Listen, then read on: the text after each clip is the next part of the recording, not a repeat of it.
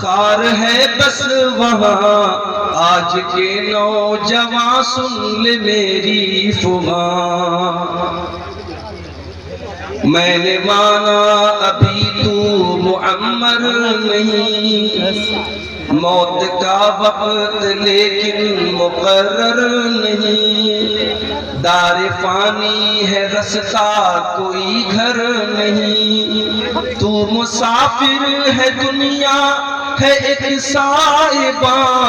तू मुसाफिर है दुनिया है एक साहिबा। आज के नौजवान सुन ले मेरी फुगा। बाल अंग्रेज जैसे कटाए हुए, मूछ हद से ज्यादा बढ़ाए हुए, और दाढ़ी को बिल्कुल मुड़ाए हुए। क्या मुसलमान के है, क्या मुसलमान के है ये शायान शान। आज के नौजवान सुन ले मेरी फुगा। आज के नौजवान सुन ले मेरी फुगा। ऊंचे ऊंचे महल जो बनाए हैं ये, घर नहीं दर हकीकत सराए हैं ये। ऊंचे ऊंचे महल जो बनाए हैं ये, घर नहीं दर हकीकत सराए है ये। हरगिज़ अपने नहीं है पराए है ये। बाग तेरे कोई और होगा यहाँ। आज के नौजवान सुन ले मेरी फुगा। आज के नौजवान सुन ले मेरी फुगा। मैंने माना कि गानों में भी है कशिश, आशिकी के फसानों में भी है कशिश, पर बता कुछ अजानों में भी है कशिश। तुझको आवाज देता है रब्बे जहां, तुझको आवाज देता है रब्बे जहां। आज के नौजवान सुन ले मेरी फुगा। आज के नौजवान सुन ले मेरी फुगा। दाढ़ी रखना बहुत ही है मुश्किल, मगर रोज़े महशर ये आका ने पूछा अगर। दाढ़ी रखना बहुत ही है मुश्किल, मगर रोज़े महशर ये आका ने पूछा अगर। मेरी सूरत में क्या नक्स आया नजर, मेरी सूरत में क्या नक्स आया नजर। क्या कहेगा जवाबन बता तू वहाँ। आज के नौजवान सुन ले मेरी फुगा। आज के नौजवान सुन ले मेरी फुगा। और आखिरी शेर समाप्त फरमाए। बैठकों में न यूं वक्त बर्बाद कर। आज जलसे में हम देखते हैं कि बड़ी तादाद में नौजवान सड़कों पर घूमते रहते, मस्ती करते रहते हैं। बैठकों में न यूं वक्त बर्बाद कर, नफ्स की कैद से खुद को आजाद कर। बैठकों में न यूं वक्त बर्बाद कर, नफ्स की कैद से खुद को आजाद कर। अपने खल्लाक को भी कभी याद कर, अपने खल्लाक को भी कभी याद कर। देख तुझ पर है वो किस कदर मेहरबान, देख तुझ पर है वो किस कदर मेहरबान। आज के नौजवान सुन ले मेरी फुगा। आज के नौजवान सुन ले मेरी फुगा। मुअज़्ज़ज़ उलमाए किराम, मुहतरम बुजुर्गों, नौजवान साथियों, माँ और बहनों, प्यारे बच्चों, रात के तकरीबन 2 बज रहे हैं। आज का प्रोग्राम 25 दिसंबर की तारीख को मुनक्किद हुआ था। 12 बजे के बाद अंग्रेजी कैलेंडर चेंज हो जाता है। 25 के बाद अब 26 दिसंबर की तारीख भी आ चुकी है। मौसम बहुत ज्यादा ठंडा तो नहीं है, लेकिन फिर भी सर्दी है। और सर्दी के इस मौसम में इस इलाके के बाहिम्मत बुजुर्गों और नौजवानों ने बहुत बड़ा खतरा मोल लेकर के आज का ये प्रोग्राम मुनक्किद किया और अल्हम्दुलिल्लाह प्रोग्राम बड़ी कामयाबी से अपनी मंजिल की तरफ रवाना हुआ है। मेरे भाई, 25 दिसंबर की तारीख दुनिया भर में क्रिसमस के त्योहार के नाम से पहचानी जाती है। दुनिया में एक मजहब है, ईसाई मजहब। उस मजहब के मानने वाले अपने आप को हजरत ईसा अलैहिस्सलाम का मानने वाला कहते हैं, अपने आप को क्रिश्चियन कहते हैं, अपने आप को नसरानी कहते हैं। उनका ये अकीदा है, उनका ये बिलीफ है, उनकी ये आस्था है कि 25 दिसंबर की तारीख को हजरत ईसा अलैहिस्सलाम पैदा हुआ। और वो ये भी अकीदा रखते हैं कि ईसा अलैहिस्सलाम अल्लाह के बेटे हैं, नऊज़ुबिल्लाह।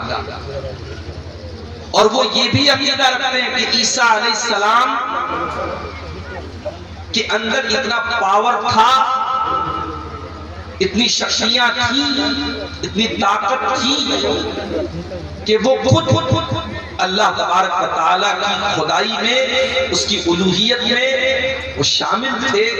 वो हजरत ईसा को भी एक तरीके से अल्लाह के बराबर करार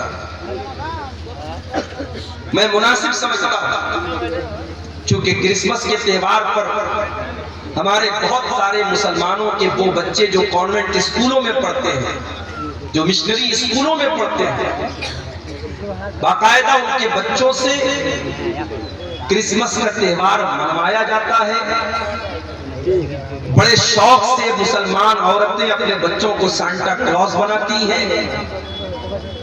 स्कूलों में प्रोग्राम होते हैं और उसमें ये दिखाया जाता है कि ईसा अलैहिस्सलाम किस तरीके से पैदा हुए हैं, और मासूम बच्चों के दिल और दिमाग में ये डाला जाता है कि जीसस या ईसा ये सन ऑफ गॉड हैं, ये अल्लाह ताला के बेटे हैं, नऊज़ुबिल्लाह, अल्लाह ने उनको जन्म दिया। मैं चाहता हूं कि अपनी तकरीर को मैं जिस मौजू पर आपके सामने बोलूंगा, उस मौजू पर आने से पहले कुरान करीम के 16वें पारे को हम खोलते हैं और सूरह मरियम की रोशनी में हम देखते हैं कि हजरत मरियम और हजरत ईसा अलैहिस्सलाम के बारे में हमारा अकीदा क्या है, हमारा ईमान क्या है, और कुरान क्या कहता है ईसा अलैहिस्सलाम की पैदाइश। चुनांचे जब हम कुरान का 16वां पारा खोलते हैं, सूरह मरियम की आयतें देखते हैं, अल्लाह तबारक व तआला सूरह मरियम की आयत नंबर 16 से लेकर के आयत नंबर 37 तक तकरीबन 21-22 आयतों में अल्लाह तबारक व तआला हजरत मरियम और ईसा अलैहिस्सलाम का पूरा वाकया बयान किया। और यही वो आयतें थी जो हजरत जाफर तैयार रज़ी अल्लाह तआला अन्हु ने हबशा के बादशाह नजाशी के दरबार में पढ़ी थी। और इन आयतों को जब ट्रांसलेट किया गया और हबशा के बादशाह ने जब इन आयतों का तर्जमा सुना तो वो रोने लगा, उसकी आंखें आंसुओं से भर गई और उसने अपने हाथों में तिनका उठाया और जमीन पर लाइन खींची और कहा कि अल्लाह की कसम, ईसा इब्न मरियम का मकाम जैसा कुरान में बताया है उससे ज्यादा नहीं है, यही मकाम सही है जो अल्लाह ने कुरान में बताया। और बाद में वो बादशाह ईमान भी ले आया। और आपको शायद ये मसला मालूम हो कि हम लोग जो जनाजा गायबाना पढ़ते हैं, किसी का इंतकाल दिल्ली में हुआ, किसी का इंतकाल मुंबई में हुआ, और आप कटिहार के हसनगंज में इटवा में अगर आपको मालूम हुआ बहुत बड़े अल्लामा का, बहुत बड़े मौलाना का इंतकाल हुआ और आप यहाँ पर उनकी जनाजा गायबाना पढ़ते हैं, आप पूछ लीजिए उलमा से कि जनाजा गायबाना पढ़ने की जो दलील है वो दलील यही है कि जब हबशा के उस बादशाह का इंतकाल हुआ तो अल्लाह के नबी सल्लल्लाहु अलैहि वसल्लम ने मदीना के अंदर अपने सहाबा के साथ जनाजे की नमाज पढ़ाई थी। इकलौता ये गायबाना जनाजा था जो अल्लाह के नबी ने हजरत नजाशी का पढ़ाया था। इसीलिए उलमा कहते हैं कि हर आदमी का जनाजा गायबाना नहीं पढ़ना चाहिए। जो बड़ा आलिम हो या कोई ऐसा इंसान हो जिससे समाज और मुसलमानों की सोसाइटी को बहुत बड़ा फायदा पहुंचता हो और वो नेक हो, दीनदार हो, ऐसे इंसान का जनाजा गायबाना पढ़ना चाहिए। हर किसी का जनाजा गायबाना पढ़ना ठीक नहीं है। ये बहुत सारे उलमा का ये फतवा है। तो मरियम, सूरह मरियम की आयत जरा आइए हम देखते हैं। और मैं तो ये समझता हूँ कि कुरान करीम की हर आयत बहुत खूबसूरत है, मगर सूरह मरियम को जब पढ़ा जाए तो इसके अंदर एक बहुत ही खूबसूरत रिदम है, एक बहुत खूबसूरत लय है, एक बहुत खूबसूरत अंदाज है। किसी अच्छे कारी की आवाज में जब आप सूरह मरियम पढ़ते हैं तो अगरचे आपको अरबी ना आती हो, आप शेरशाबादी जबान जानते हैं, बंगला जुबान जानते हैं, अरबी नहीं आती आपको, मगर आप, मैं यकीन के साथ कहता हूं, आप YouTube पर जाइए और किसी भी अच्छे कारी की आवाज में सूरह मरियम की तिलावत आप सुनिए, आपके रोंगटे खड़े हो जाएंगे, आपकी रूह सरशार होती हुई नजर आएगी। ये इस सूरत करीमा का एजाज है, इस सूरत करीमा की खासियत। अऊज़ु बिल्लाहि मिनश शैतानिर रजीम। वज़कुर फिल किताबि मरियम इदिन तबदत मिन अहलिहा मकानन शर्क़िया।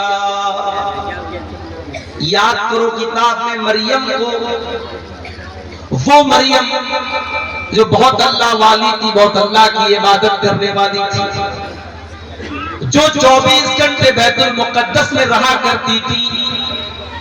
मरियम अपने आप को बैतुल मुक़द्दस के पूरब साइड में, बैतुल मुक़द्दस के मशरिकी हिस्से में अपने आप को अलग कर लेती हैं, अपने आप को एक कोने में, गोशे में अलग कर लेती हैं और अल्लाह की इबादत करती हैं, अल्लाह को याद करती हैं। वज़कुर फिल किताबि मरियम इदिन तबदत मिन अहलिहा मकानन शर्क़िया। ओ मेरी प्यारी माओ बहनों, मरियम आपको सबक दे रही है कि औरत भी अल्लाह वाली बन सकती है।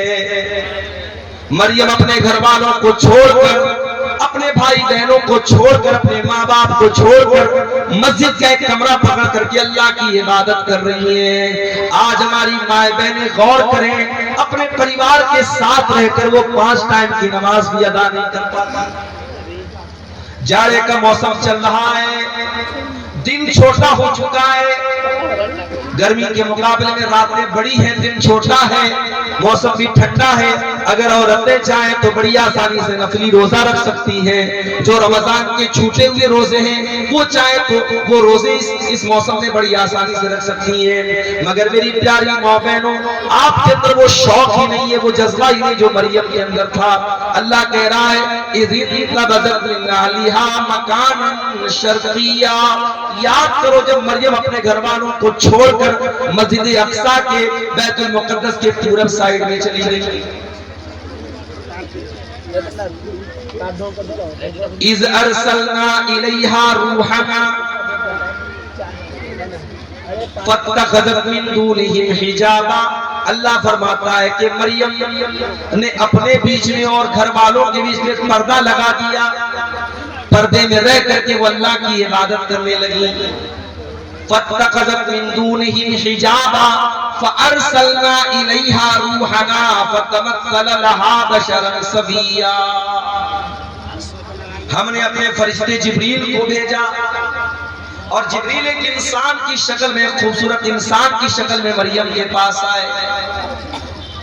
मरियम अकेली है, मरियम बंद कमरे में, कमरा लॉक है, और अचानक एक खूबसूरत इंसान, एक मर्द मरियम के सामने आ जाता है। वो मेरी प्यारी माँ बहनों, एक पाक दामन औरत, एक नेक औरत, एक दीनदार औरत का रिएक्शन क्या होगा ऐसे मौके? एक दीनदार औरत किसी गैर मर्द को तन्हाई में देखेगी तो उसका रिएक्शन क्या होगा? जरा देखिए मरियम का रिएक्शन क्या।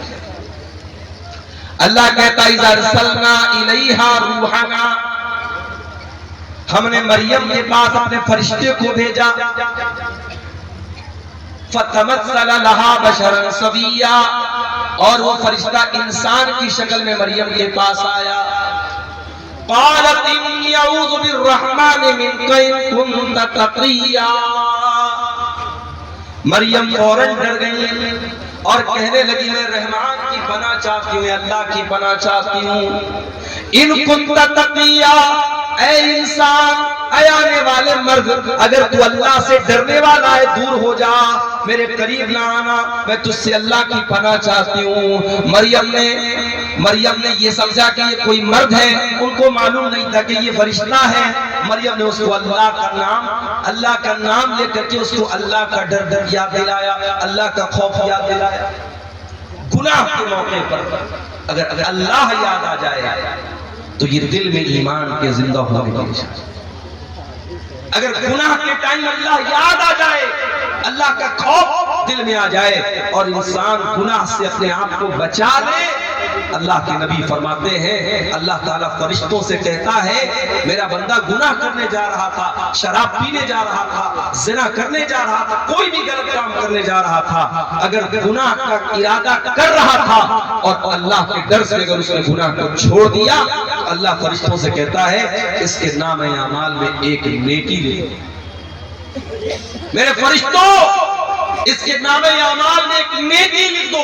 फरिश्ते कहते हैं अल्लाह ये तो गुनाह करने जा रहा था, ये तो शराब पीने जा रहा था, ये तो ज़िना करने जा रहा था, ये तो गलत काम करने जा रहा था।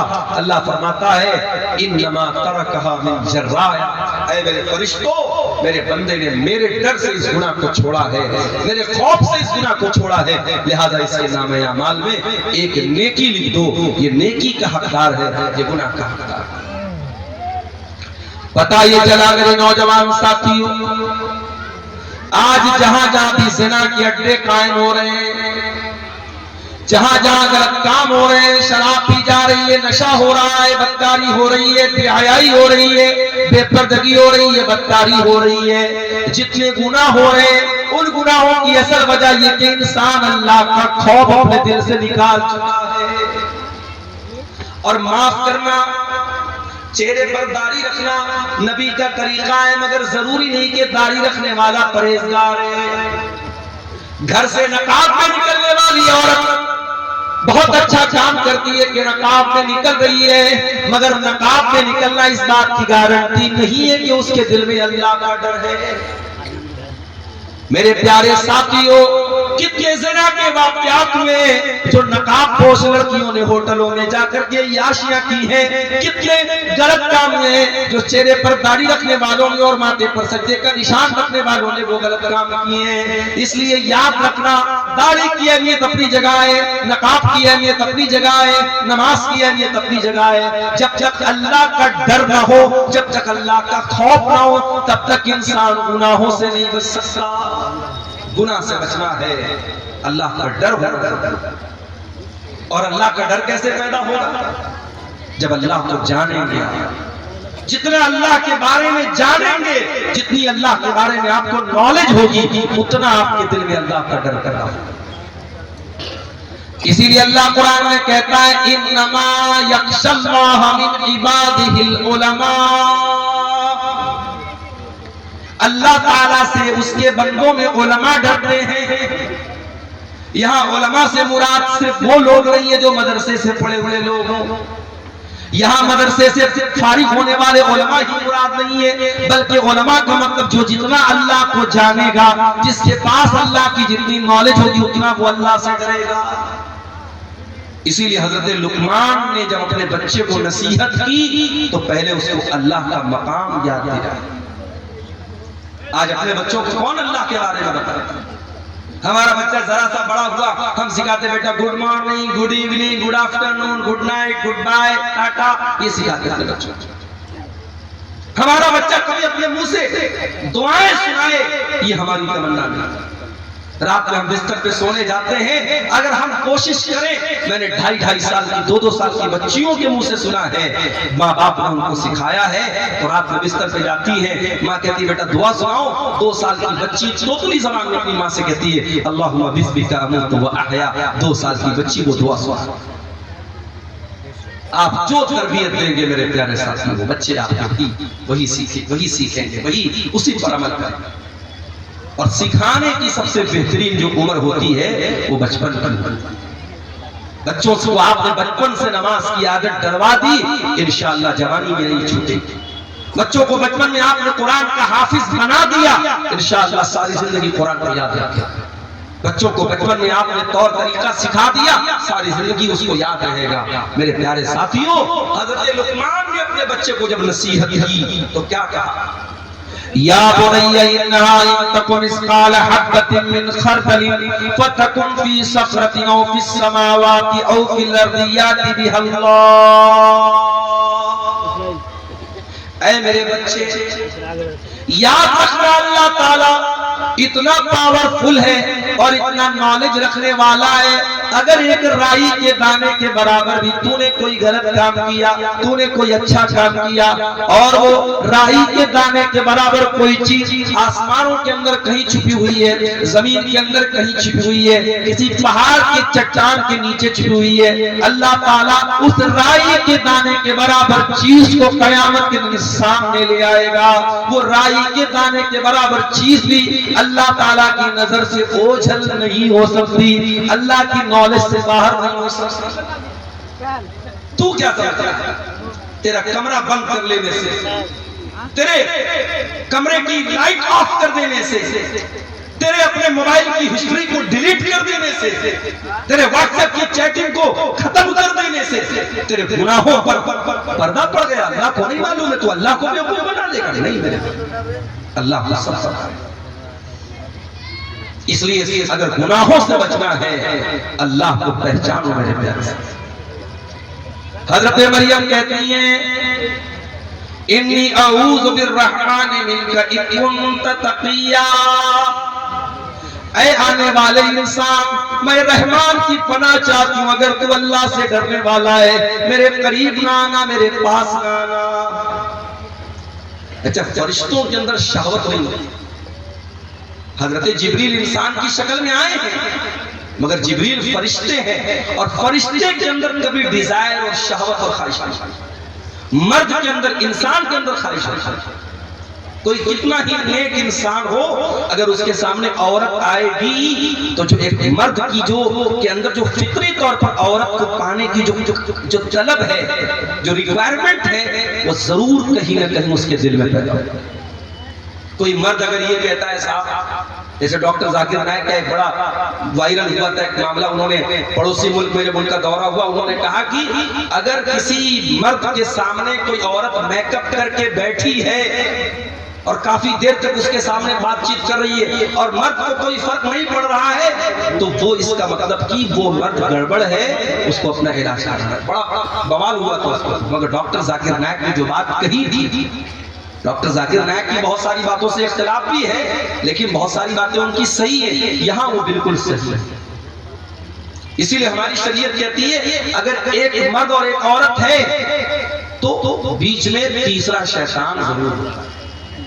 अगर एक गैर मर्द, एक औरत गैर मर्द से अकेले में मिलेगी, मौलाना साहब मसला पूछने जा रहे हैं, मौलाना साहब की हालचाल लेने जा रहे हूँ, आलिम साहब हैं जी तो बड़े नेक है, तकरीर करते हैं, बड़े दीनदार हैं, अगर एक औरत एक मर्द तन्हाई में मिलेंगे, चाहे वो मर्द उस दौर का सबसे बड़ा परहेजगार इंसान हो और वो औरत उस दौर की अल्लाह की वलिया हो, नेक औरत हो, अगर एक मर्द और एक औरत तन्हाई में मिलेंगे, अल्लाह के नबी फरमाते इल्ला वसालिसुहुम शैतान, तीसरा वहां शैतान जरूर।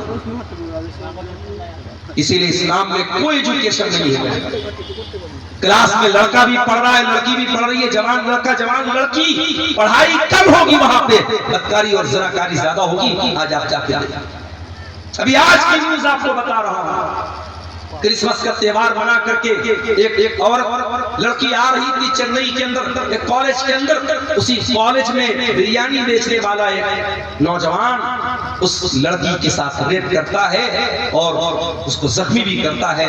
बाद में जब मामला सामने आया, पुलिस केस बना, बड़ा बवाल हुआ, अब शायद उसको अरेस्ट कर लिया। मेरे प्यारे साथियों, इंसान के अंदर शहवत का जो शैतान है वो कब बेदार हो जाए हम नहीं कह सकते। इसीलिए अल्लाह तबारक व तआला ने मर्द और औरत जब जवान हो जाएं उनको निकाह का हुक्म दिया है ताकि उनकी शहवत का सही इस्तेमाल हो, गलत दिशा में वो कदम न उठाएं, गलत रुख पर न जाएं। हजरत मरियम ने जब ये कहा कि मैं रहमान की पनाह चाहती हूँ, अब हजरत जिब्रील ने क्या जवाब दिया? काला इन्नमा अना रसूल रब्बिकी लिअहब लकी गुलामन ज़किया। कहा है मरियम, तू गलत समझ रही है, मैं कोई इंसान नहीं हूं, मैं अल्लाह का फरिश्ता हूं और मैं इसलिए तेरे पास आया हूं ताकि मैं तुझको ये खुशखबरी दे दूं कि तुझे बहुत जल्द एक बच्चा पैदा होने वाला है, बहुत नेक बच्चा, बहुत पाक साफ बच्चा, बहुत अच्छा बच्चा। अच्छा, आपने गौर किया होगा जब बच्चा पैदा होता है तो रोता है, और मेडिकल साइंस के हिसाब से बच्चे का रोना जरूरी भी है। बच्चा नहीं रोता है तो प्रॉब्लम हो जाती है, बात बच्चे नहीं रोते हैं तो बाद में बड़ी बीमारियां पैदा हो जाती है। बात बच्चे तो बोल ही नहीं पाते अगर पैदाइश के समय वो नहीं रोते। मगर अल्लाह के नबी फरमाते जब बच्चा पैदा होता है तो शैतान उसे चोखा मारता है, चोट पहुंचाता है, शैतान उसे मारता है और वो बच्चा रोता है। और शैतान दुनिया के हर बच्चे को मारता है, मगर एक बच्चा ऐसा था जिसको शैतान मार नहीं सका, और वो बच्चा कौन था? वो मरियम, उसका नाम ईसा बिन मरियम। हजरत जिब्रील ने कहा कि ऐ मरियम, ऐसा बच्चा पैदा होने वाला है तुझे, गुलामन ज़किया, जो बहुत नेक बच्चा है। क़ालत अन्ना यकूनु ली गुलाम वलम यमससनी बशरुन वलम अकु बग़िया। मरियम कहने लगी मुझे बच्चा कहां से होगा, मैं तो कुंवारी हूँ, मैं तो वर्जिन हूँ, मेरी शादी नहीं हुई है, आज तक किसी इंसान ने मुझे टच नहीं किया है, और ना मैं ज़िनाकार औरत हूँ, मैं बदकार औरत हूँ, ये बच्चा कैसे मुझे पैदा होगा? क़ाल कज़ालिक, हज़रत जिब्रील ने कहा कि अल्लाह का हुक्म है और बच्चा पैदा होगा। क़ाल रब्बुकी हुवा अलैया हय्यिन, आपका परवरदिगार ये कह रहा है कि ये मेरे लिए आसान है, वलिनजअलहु आयतन लिन्नास, और अल्लाह ताला आपके बच्चे को बगैर बाप के पैदा करेगा ताकि वो बच्चा दुनिया के लिए निशानी बन जाए। वकाना अम्रम मक़दिया, और ये अल्लाह का हुक्म है जो पूरा होकर के रहेगा। अब मरियम प्रेग्नेंट हो, अब ये वजाहत कुरान में नहीं है कि ये प्रेगनेंसी पूरे 9 महीना रही या चंद दिन। फहमलतहु, मरियम के पेट में ईसा अलैहिस्सलाम वजूद में आ गए। मरियम के पेट में ईसा अलैहिस्सलाम वजूद में आ गए, मरियम को हमल ठहर गया। फंतबज़त बिही मकानन क़सिया, और जब मरियम ने ये देखा कि पेट ज्यादा फूल गया है और अब लोग सवाल उठाएंगे, मरियम वहां से बहुत दूर निकल गई, आबादी से दूर चली गई, मस्जिद अक्सा से दूर चली गई ताकि लोगों के सवालों का जवाब न देना पड़े। फहमलतहु फंतबज़त बिही मकानन क़सिया, मरियम के पेट में ईसा अलैहिस्सलाम आ गए और मरियम अपने हमल के साथ, अपने पेट के बच्चे के साथ मस्जिद अक्सा से दूर चली गई। फ़अजाअहल मखाज़ु इला जिज़्इन नख़ला, और जब बच्चे की पैदाइश का टाइम आया, जब दर्दे से का टाइम आया, जब लेबर पेन का टाइम आया, जब बच्चे की पैदाइश का टाइम आया, हजरत मरियम मजबूर हो गई, तड़पने लगी और एक खजूर के पेड़ के पास जाके वहां पहुंच गई। दर्दे से ने उनको मजबूर किया पेड़ के पास। बच्चे की पैदाइश का टाइम है, मरियम कुंवारी है, उनको ये तो पता है कि बच्चा अल्लाह ताला की तरफ से बगैर बाप के पैदा हो रहा है, अल्लाह की कुदरत की एक निशानी है। मगर मरियम को इस बात की फिक्र है, कल जब ये बच्चा जन्म लेगा मैं दुनिया को क्या बताऊंगी, मैं दुनिया को क्या मुंह दिखाऊंगी। एक पाक दामन औरत, एक नेक औरत, एक दीनदार औरत अपने चेहरे की खूबसूरती से ज्यादा, अपने बदन की ज्वेलरी से ज्यादा, अपने कपड़ों से ज्यादा अपने कैरेक्टर की, अपने किरदार की फिक्र करती है। मेरे भाइयों, मेरी प्यारी माँ बाप, मरियम को चिंता है मेरे कैरेक्टर पर लोग सवाल उठाएंगे, मैं क्या बोलूंगी।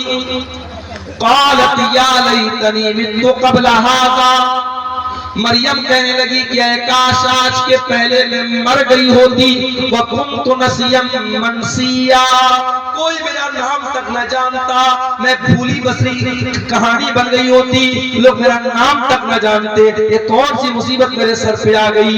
ऐ मरियम, ये मैं तू क्या जवाब देगी लोगों को। ऐ काश है मरियम तुम मर गई होती। मरियम अपने आप से कह रही तुम मर गई।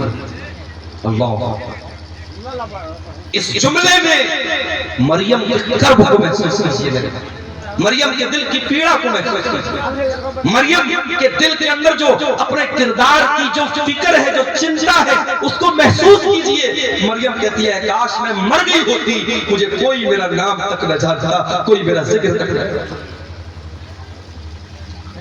फनादाहा मिन तहतिहा अल्लाह तहज़नी क़द जअल रब्बुकी तहतकी सरिया। अब मरियम को बच्चा पैदा हो रहा है।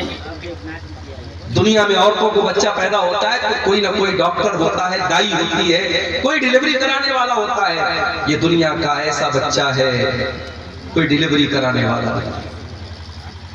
फरिश्ता कहता है, फरिश्ते की आवाज आती है, ऐ मरियम तू डर मत, तू घबरा मत।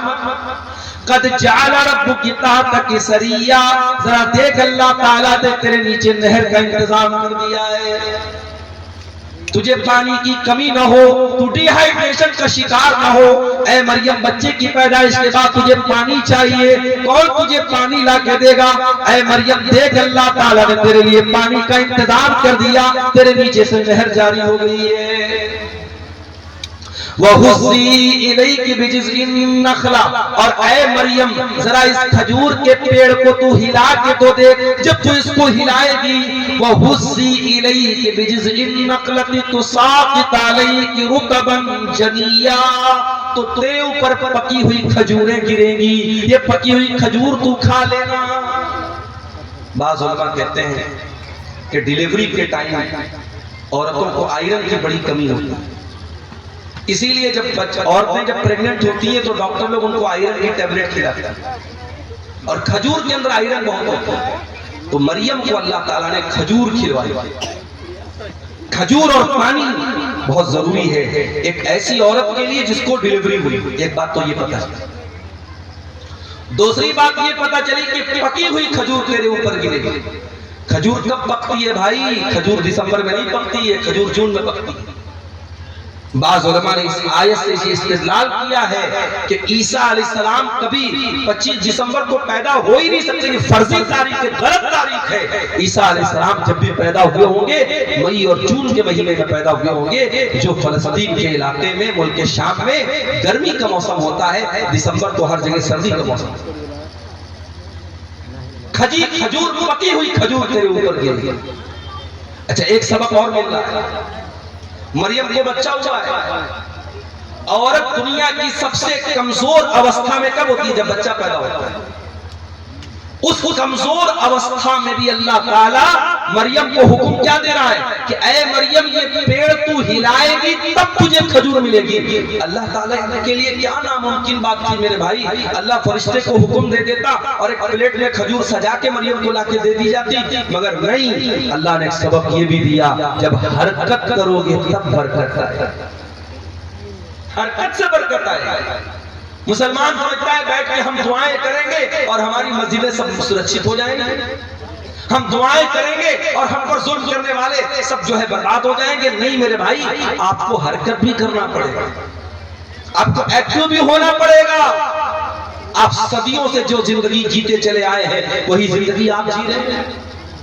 50 साल पहले भी सीमांचल का इलाका पिछड़ा हुआ था, आज भी आप पिछड़े हुए हैं। 50 सालों में जैन कम्युनिटी कहां से कहां पहुंची, सिख कम्युनिटी कहां से कहां पहुंची, इसी देश के बड़े छोटे छोटे लड़के कहां से कहां पहुंचे। आपका सीमांचल क्यों पीछे है? मेरे भाइयों, कोई और दोषी नहीं है, दोषी हम और आप। हम और आप जब तक अपने आप को ऊपर उठाने की कोशिश नहीं करेंगे, हरकत नहीं करेंगे, बरकत नहीं आएगी। मरियम ने पेड़ को हिलाया है तब ऊपर से खजूर गिरी। फकुली वशरबी वक़र्री आइना, ऐ मरियम तू ये खजूर खा ले, ये पानी पी ले, ये खजूर खा करके पानी पी करके वक़र्री आइना, ऐ मरियम तू अपनी आंखों को ठंडी कर ले, तू टेंशन न ले, तू चिंता न कर, तू फिक्र न कर। फकुली वशरबी वक़र्री आइना व इम्मा तरयिना मिनल बशरि अहदन फकुली इन्नी नज़रतु लिर्रहमानि सौमन फलन उकल्लिमल यौमा इंसिया। और ऐ मरियम, कोई इंसान अगर नजर आ जाए और कोई पूछने लगे बच्चा किसका है, ये बच्चा कहां से आया, तो ऐ मरियम तू बात मत कर, तो इशारे से कह देना कि मैंने 3 दिन का रोजा रखा है। उस जमाने में जब लोग रोजा रखते थे तो बात नहीं करते थे, रोजे में कलाम भी मना था। अल्लाह का फजल और करम है, हम लोग रोजा रखते हैं तो हम लोग को तो बातचीत करने की आजादी है। उस जमाने में एक रोजा ऐसा होता था जिसमें बातचीत भी लोग नहीं करते। कहा है मरियम, जब कोई तुझसे बात करने की कोशिश करे तो तू बता दे कि मैंने अल्लाह की नजर मानी है, मैं 3 दिन तक किसी से बात नहीं करूंगी। 3 दिन गुजर गए।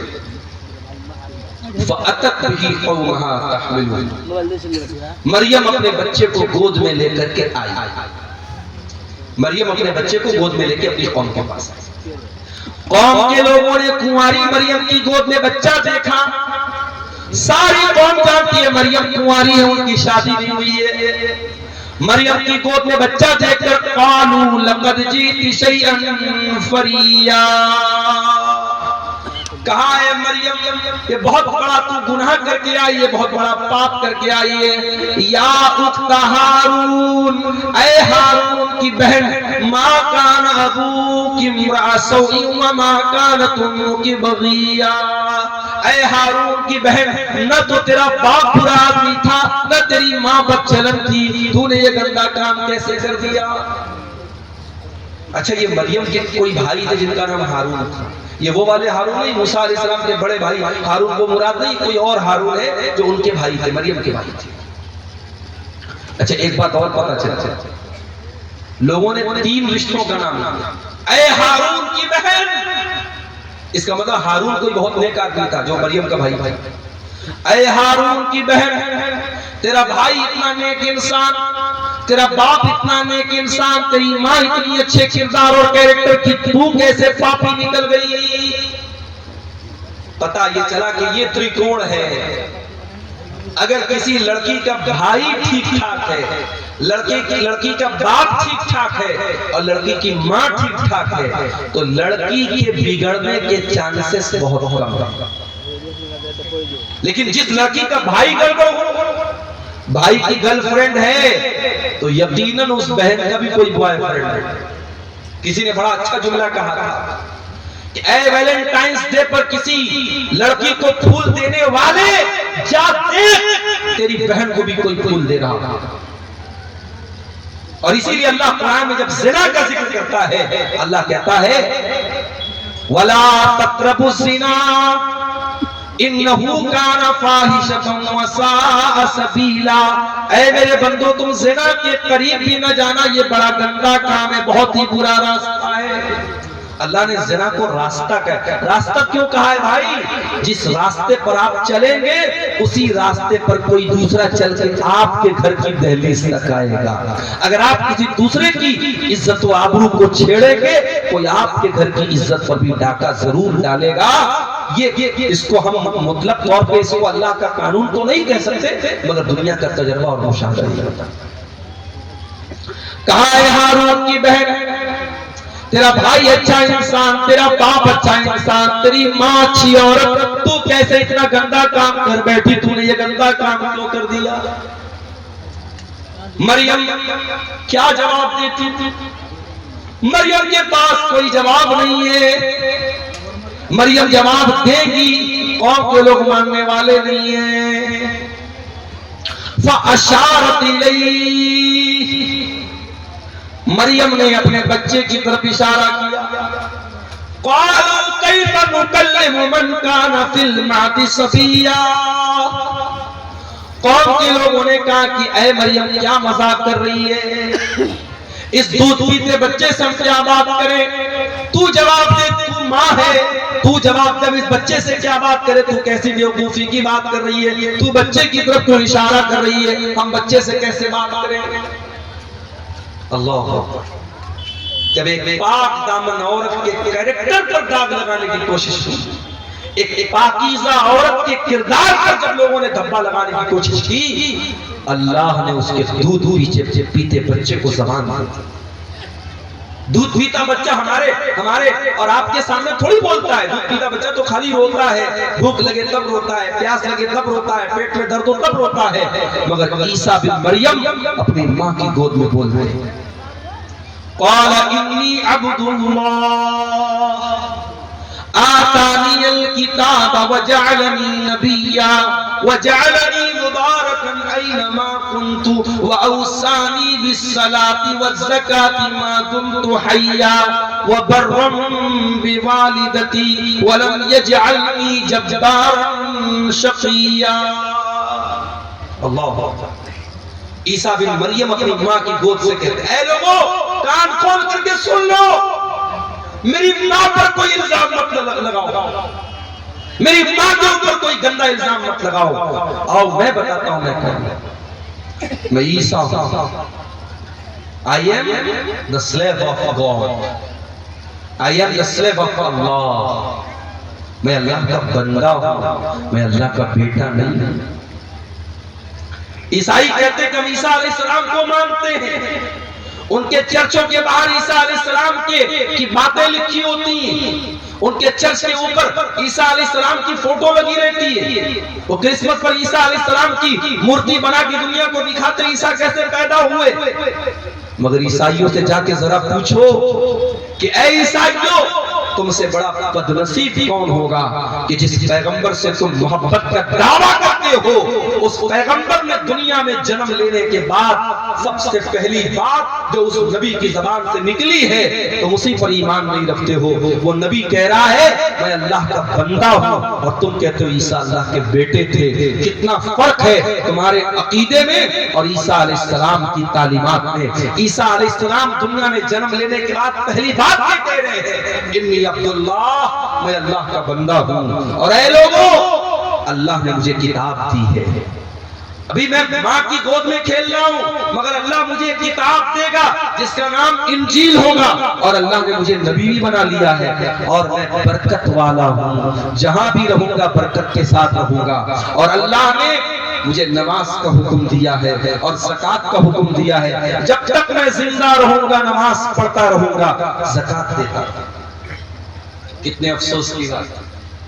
ईसाई शराब पीता है, ईसाई ज़िना करता है, ईसाई गलत काम करता है, अपने चर्च में जाता है, वहां चर्च का पादरी कहता है कि तूने शराब पिया है, तूने ज़िना किया है, तूने मर्डर किया है, कोई बात नहीं, ले उसको शराब पिलाता है। ईसाई का जो पादरी होता है वो शराब पिलाता है और ये कहता है कि तेरे जितने पाप हैं वो अल्लाह के बेटे ने, गॉड के बेटे ने अपने ऊपर ले लिया।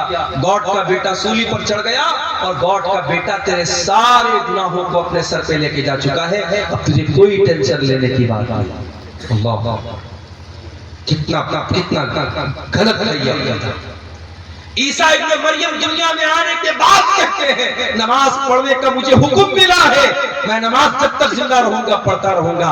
पता ये चला इस्लाम में कोई शॉर्टकट नहीं है कि तुम्हारी नमाज कोई और पढ़ लेगा, तुम्हारी मग़फ़िरत कोई और करवा देगा। नहीं, तुमको नमाज पढ़नी पड़ेगी, तुमको रोजा रखना पड़ेगा, तुमको ज़कात देनी पड़ेगी।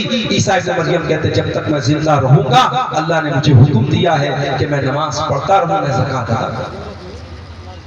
वबर्रम बिवालिदती, और अल्लाह ताला ने मुझे अपनी माँ के साथ अच्छा सलूक करने का हुक्म दिया है।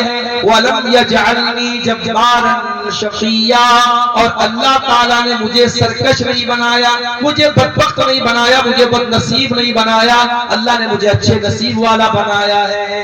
इतनी बात कहने के बाद ईसा इब्न मरियम कहते हैं वस्सलामु अलैया यौम वुलिदतु व यौम अमूतु व यौम उबअसु हय्या, मेरे ऊपर उस दिन भी सलाम जिस दिन मैं पैदा हुआ, उस दिन भी सलाम जिस दिन मैं मरूंगा, और उस दिन भी सलाम जिस दिन मैं जिंदा उठाया जाऊंगा। हमारा अकीदा ये है। ईसा अलैहिस्सलाम सूली पर नहीं चढ़ाए गए। कान खोल करके सुन लो मेरे भाइयों, ये अकीदा समझ लो। ईसा इब्न मरियम के बारे में जब कोई किसी से बात करना हो, आपको ईसा अलैहिस्सलाम के बारे में सही इंफॉर्मेशन होनी चाहिए। ईसा अलैहिस्सलाम सूली पर नहीं चढ़ाए गए, उनको सूली पर चढ़ाने की कोशिश जरूर हुई, मगर अल्लाह ताला ने उनको सुरक्षित आसमान पर उठा लिया। वो अपने शरीर के साथ, अपने जिस्म के साथ और अपनी रूह के साथ आसमान पर उठा लिए गए। उनकी जगह उनके एक हमशक्ल को यहूदियों ने सूली पर चढ़ा दिया। वमा क़तलूहु वमा सलबूहु, न तो ईसा को कत्ल किया उन्होंने, न ईसा को सूली पर चढ़ाया। वलाकिन शुब्बिया लहू, बल्कि ईसा अलैहिस्सलाम का एक हमशक्ल उनके सामने पेश किया गया और उसको उन्होंने सूली पर चढ़ाया। अब हमारा ये अकीदा है कयामत के पहले ईसा अलैहिस्सलाम दुनिया में आएंगे और दज्जाल को कत्ल करेंगे, और इसी तरीके से दुनिया में जितने सूअर हैं सूअरों का खात्मा करेंगे। और ईसा अलैहिस्सलाम जब आएंगे और वो जिहाद करेंगे तो वो अहले किताब से भी जिहाद करेंगे, यहूद और नसारा से भी जिहाद करेंगे। और जब ईसा अलैहिस्सलाम यहूद और नसारा से जिहाद करेंगे तो उनको जिजिया का ऑप्शन नहीं देंगे, वो डायरेक्ट दो ऑप्शन देंगे, या तो इस्लाम कबूल करो या फिर मुझसे जंग करो। तो उनके जमाने में जिजिया का ऑप्शन खत्म हो जाएगा। और इसी तरीके से ईसा इब्न मरियम दुनिया में आएंगे और कई साल तक रहेंगे, उनके दौर में अमन और चैन और सुकून रहेगा। और फिर वो नेचुरल अपनी मौत से हमकनार होंगे, उनको मौत आएगी और फिर वो अल्लाह ताला को प्यारे होंगे, अल्लाह के पास। ये हमारा है। इसीलिए अल्लाह जब इस वाक़े को बयान करता है, अल्लाह कहता है ज़ालिका ईसा इब्न मरियम क़ौलुल हक़्क़िल्लज़ी फ़ीही यमतरून, ये ईसा इब्न मरियम है, ये अल्लाह के सच्चे कौल है, अल्लाह की सच्ची बातों के बारे में है, जिनके बारे में लोग शक और शुबहा कर रहे हैं।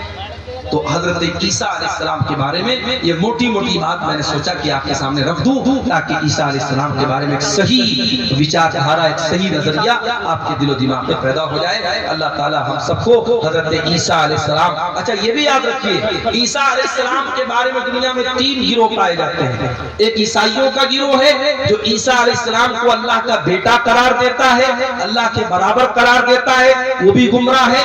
और एक यहूदियों का तबका है जो ईसा अलैहिस्सलाम को बुरा भला कहता है, उनको हराम की औलाद कहता है, उनको नऊजुबिल्लाह ज़िना की औलाद कहता है।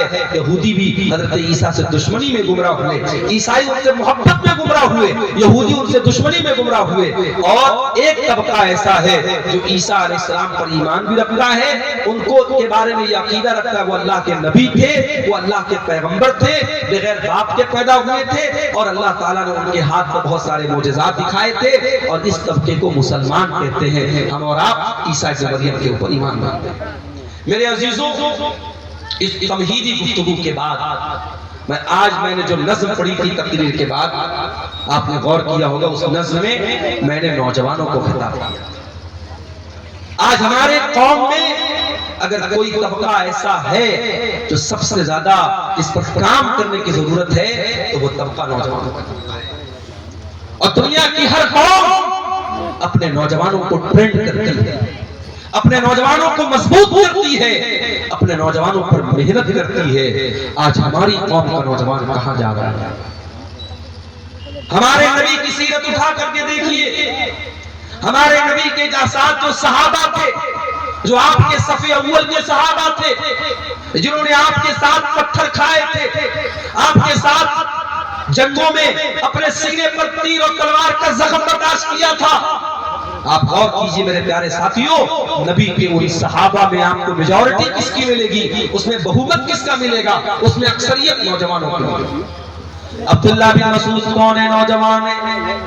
मुसअब बिन उमैर कौन है, नौजवान है। हजरत खालिद बिन वलीद कौन है, नौजवान है। उस्मान गनी कौन है, नौजवान है। तलहा कौन है, नौजवान है। जुबैर कौन है, नौजवान है। अली बिन अबी तालिब कौन है, नौजवान है। मेरे नबी के सहाबा में वो सहाबा जो मेरे नबी के बॉडीगार्ड बन करके चला करते थे, जिन्होंने मेरे नबी के साथ हर मुश्किल को बर्दाश्त किया है, उसमें मेरे प्यारे साथियों बढ़ चढ़ कर के हिस्सा लेने वाले नौजवान सहाबा, नौजवान आगे थे। और यही वजह है कि कुरान करीम में अल्लाह ताला नौजवानों को हाईलाइट करके बयान करता है। परसों जुमा का दिन आने वाला है, हम और आप जुमा के दिन सूरह कहफ पढ़ते हैं। सूरह कहफ में अल्लाह ताला ने एक वाकया बयान किया कि अल्लाह ताला के कुछ बंदों ने, एक मुशरिक बादशाह के दौर में वो रहते थे, जब बादशाह ने उनको मजबूर किया इस्लाम को छोड़ने के लिए, तौहीद को छोड़ने के लिए, तो उन अल्लाह के बंदों ने अपनी तौहीद को बचाने के लिए, अपने ईमान को बचाने के लिए अपने बाप का महल छोड़ दिया, अपने माँ बाप की हवेली को छोड़ दिया और एक गुफा में, एक पहाड़ के गार में जाकर के सो गए। और 309 साल तक अल्लाह ताला ने उनको जिंदा सही सलामत सुलाए रखा। 309 साल तक वो सोए रहे। अल्लाह ताला जब इस वाक़े को बयान करता है तो अल्लाह ताला एक बात को हाईलाइट करता है। अल्लाह क्या कहता है, इन्नहुम फित्यतुन आमनू बिरब्बिहिम वज़िदनाहुम हुदा। अपने ईमान को बचाने के लिए अपने माँ बाप को छोड़ने वाले, अपने माँ बाप का ऐशो आराम छोड़ने वाले, अपनी हवेलियों को छोड़ करके पहाड़ की गुफा में जाने वाले ये नौजवान थे। अल्लाह ने खास तौर से हाईलाइट करके बयान किया कि ये नौजवान, अल्लाह चाहता तो ऐसे ही डायरेक्ट जिक्र कर देता कि चंद लोग थे, मगर अल्लाह ताला ने फित्यतुन का लफ्ज़ इस्तेमाल किया। इससे ये पता चला कि अल्लाह ताला को नौजवानों का ईमान बहुत पसंद है। आज हमारे कितने नौजवान हैं, उनको जब नमाज के बारे में बोलो, गुनाहों को छोड़ने के बारे में बोलो, उनकी जबान से एक ही लफ्ज़ निकलता है, मौलाना साहब ये जवानी का दिन है, अभी तुम्हें मौज मस्ती कर लेने दो, कल जब जवानी खत्म हो जाएगी तब हम इबादत भी कर लेंगे, रोजा भी रखेंगे, नमाज भी पढ़ेंगे, गुनाहों से भी बचेंगे। ओ मेरे प्यारे नौजवान साथियों, अज़रबैजान से एक फ्लाइट, एक हवाई जहाज उड़ता है, जिस हवाई जहाज के अंदर 72 मुसाफिर सफर कर रहे थे।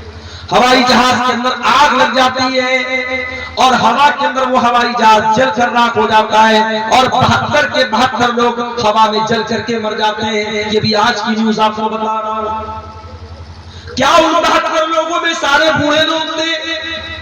क्या सारे 70-80 वाले लोग थे? उसमें 20 साल के नौजवान भी थे, उसमें 2 साल का बच्चा भी था, उसमें 25 साल की औरतें भी थी। मेरे प्यारे भाइयों, जब हवाई जहाज के अंदर आग लग जाती है, अंदर का वीडियो वायरल हुआ है, जाकर के इंटरनेट पर देख लेना। फ्लाइट के अंदर जितने लोग हैं वो मालिक को याद कर रहे हो, मौला को याद कर रहे हो, अपने रब को याद कर रहे हैं। हम नहीं जानते कौन सा एक्सीडेंट हमारे साथ है, हम नहीं जानते कब मौत हमारे सर पर आकर के हमारी मोहलत खत्म कर दे। मेरे प्यारे साथी, क्या आप इस बात की गारंटी लेके बैठे हैं कि आप बुढ़ापे तक जिंदा रहे? क्यों अपनी जवानी को गलत कामों में गुजारते हैं? मेरे प्यारे साथियों, हमें और आपको डरना चाहिए। याद रखो मेरे प्यारे साथियों, जवानी में जितने जज्बे के साथ आप नमाज पढ़ लेंगे, जवानी में जितनी ताकत के साथ आप हज उम्रा कर लेंगे, जवानी में जितने जोश के साथ आप अल्लाह की राह में पैसा खर्च कर देंगे, अल्लाह के दीन के लिए आप मेहनत कर लेंगे, कल बुढ़ापे में आप नहीं कर पाएंगे। मैंने वहां मक्के में देखा, सफा मरवा के दरमियान सही कर रहे थे हम लोग, कितने बूढ़े लोगों को मैंने देखा, बूढ़ी औरतों को देखा, बेचारी चलते चलते थक गई, हाँफने लगी। कितने मर्दों को मैंने देखा व्हील चेयर पर वो खाने काबा का तवाफ कोई कुर्सी पर लेकर के करा रहा है व्हील चेयर पे। वो इस लायक नहीं है कि वो खाने काबा के करीब जाकर के अल्लाह के घर के पास जाकर के अपनी बॉडी पर अपने शरीर पे चल के वो खाने काबा का तवाफ। जवानी होती है लोग बोलते हैं हज कर लो उमरा कर लो, लोग नहीं करते। लोग टाल देते हैं कि चलो बुढ़ापे में कर लेंगे, लड़की की शादी के बाद कर लेंगे, मकान बनवाने के बाद कर लेंगे। मेरे प्यारे साथियों, इस बात की क्या गारंटी है कि अगर लड़की की शादी के बाद आप जिंदा रहोगे या लड़की की शादी तक आप जिंदा रहोगे। अभी परसों बनारस में मैं सफर पे निकल चुका था, एक जगह में सफर में गया हुआ था। बनारस में एक मैयत हुई हमारे अपने मोहल्ले की, और एक इमाम साहब का इंतकाल हुआ। मेरे ख्याल से 50-60 साल उनकी उम्र थी, बिल्कुल हट्टे कट्टे सेहतमंद थे। फजर की नमाज पढ़ने गए और फजर की नमाज पढ़ करके जब वापस घर पे आए हैं, फालिज का हमला हुआ है, ब्रेन हेमरेज हुआ है और हॉस्पिटल ले जाते जाते उन्होंने तब इस तरीके की अचानक मौतें यकीन कीजिए हर हफ्ते हमारे सामने आती है, हर महीने हमारे सामने। लेकिन हम बड़े गाफिल लोग हैं। किसी मदरसे में किसी स्कूल में इम्तिहान का टाइम करीब आता है, जो बच्चा साल में कभी पढ़ाई नहीं करता है, अगर उसको पास होना है, अगर उसको अगली क्लास में जाना है, तो वो नादान बच्चा भी सोचता है नहीं यार साल भर नहीं पढ़ा, चलो कोई बात नहीं, इम्तिहान आ गया, एग्जाम आ गया, अब तो थोड़ी पढ़ाई कर लूं। वो मेहनत करता है, पढ़ाई करता है, उसको मालूम है अगर अब मैंने मेहनत नहीं की तो मैं पास नहीं हो पाऊंगा। मेरे प्यारे साथियों, क्या हमारा और आपका इम्तिहान करीब नहीं है? क्या हम अपनी मौत से करीब नहीं है? हम नहीं जानते हमारा वो इम्तिहान कब शुरू हो जाएगा, मौत कब आ जाएगी, हम नहीं जानते। हम कितने नादान हैं, हमको मालूम है हमारा इम्तिहान कभी भी लिया जा सकता है और हम कोई तैयारी नहीं कर रहे हैं। इसीलिए अल्लाह कुरान में कहता है इक़्तरब लिन्नासि हिसाबुहुम व हुम फी गफलतिन मुरिदून। ओ लोगों, तुम्हारे हिसाब का टाइम करीब आ चुका है, फिर भी तुम गफलत की नींद सो रहे हो। याद रखो मेरे भाइयों, 70 साल की उम्र में आप नमाजी बन भी जाएंगे, लेकिन 20 साल की उम्र में जो सजदा आप करेंगे, अल्लाह ताला को ये सजदा जितना महबूब है, 70 साल वाला सजदा अल्लाह को उतना महबूब है। 70 साल में कोई सुधर गया, 60 साल में कोई नेक बन गया, हम उसका मजाक नहीं उड़ा रहे, हम उस पर तंज नहीं कर रहे। कोई 60 साल की उम्र में अगर नमाज पढ़ रहा है बहुत अच्छी बात है, लेकिन तौबा करने का, अल्लाह की तरफ पलटने का, अल्लाह के दीन की तरफ आने का बेहतरीन टाइम जवानी का टाइम है। मेरे प्यारे साथियों, अपनी जवानी में तौबा करो, अपनी जवानी में अल्लाह के प्यारे नबी फरमाते हैं ला तज़ूलु क़दमा इब्ने आदम मिन इंद रब्बिही यौमल क़ियामा। क़यामत के दिन इंसान अपनी जगह से हिल नहीं पाएगा जब तक वो 5 सवालों का जवाब न दे दे। ये 5 सवालों का जवाब अब्दुल गफ्फार साहब को भी देना पड़ेगा, इन 5 सवालों का जवाब हुसैन सलफी साहब को भी देना पड़ेगा, हमारे नाज़िम इजलास साहब को भी देना पड़ेगा, उस्मान मुखिया साहब को भी देना पड़ेगा, पढ़े लिखे को भी देना पड़ेगा, अनपढ़ को भी देना पड़ेगा, दौलतमंद को भी देना पड़ेगा, गरीब को भी देना पड़ेगा, सीमांचल के लोगों को भी देना पड़ेगा, नॉर्थ इंडिया के लोगों को, साउथ इंडिया के लोगों को, सारे बंदों को, सारे इंसानों को देना पड़ेगा। ला तज़ूलु क़दमा इब्ने आदम, जो आदम का बेटा है, जो इंसान है, जो मर्द है, जो औरत है, हर इंसान को और मर्द औरत को इन 5 सवालों का जवाब देना है। अल्लाह, दुनिया का कौन सा एग्जामिनर है जो एग्जाम के पहले आपको पेपर आउट कर दे? पेपर आउट हो जाए तो एग्जाम कैंसिल हो जाता है। उस मालिक का करम देखो, उस रब्बुल आलमीन की रहमत देखो, उसने कयामत के दिन का पर्चा आउट कर दिया। जा मेरे बंदे, तू तैयारी कर। 5 सवाल का जवाब सबको हिल नहीं सकते। पहला सवाल होगा अनुमरिही फीमा फना। ऐ इंसान, तूने अपनी जिंदगी को कहां गुजारा? जब तक तू बच्चा था, ना बालिग था, ना समझ था, तेरे गुनाह नहीं लिखे जाते थे, तेरी गलतियां नहीं लिखी जाती थी। जब तू 12-13 साल का हो गया, लड़की को पीरियड आने लगा, लड़के को दाढ़ी मूछ के बाल आने लगे, सेरे नाम बाल आने लगे, लड़का बालिग हो गया, लड़की बालिग हो गई। अब बालिग होने के बाद से लेकर के अपनी मौत तक, चाहे तू 50 साल तक जिंदा रहा, 60 साल तक जिंदा रहा, 70 साल तक जिंदा रहा, जितनी तुझको जिंदगी मिली मेरे बंदे, तूने बालिग होने के बाद से लेके अपने आखिरी दिन तक तूने क्या क्या किया? चल पूरी जिंदगी का हिसाब। अल्लाह 50 साल में, 60 साल में, बालिग होने के बाद से लेकर बचपन का हिसाब नहीं लिया जाएगा। बचपन में जब इंसान ना समझे उसका अल्लाह के हिसाब नहीं होगा। उसके बाद से लेकर के मरने के दिन तक का हिसाब अल्लाह। अनउम्र ही फीमा, कहां गुजारा तूने जिंदगी, चल हिसाब। ये पहला सवाल होगा क़यामत के दिन के पेपर। दूसरा सवाल, वान शबाबिही फीमा बला, ऐ मेरे बंदे, तू 70 साल दुनिया में रह के आया था, तेरे 40 साल के बाद की जिंदगी तो बड़ी अच्छी गुजरी। मस्जिद का मुतवल्ली भी बन गया, मदरसे का नाज़िम भी बन गया, हाजी साहब भी बन गया, फजर की नमाज में लाठी लेके पहुंचने लगा, कोई गलत काम नहीं करता था, दिन रात अल्लाह अल्लाह करता था, बहुत अच्छी बात है। लेकिन ऐ मेरे बंदे, तू 20 साल से लेकर के 40 साल तक कैसा था? तेरी जवानी कहां गुजरी? तेरी जिंदगी का सबसे खतरनाक पीरियड कहां गुजरा?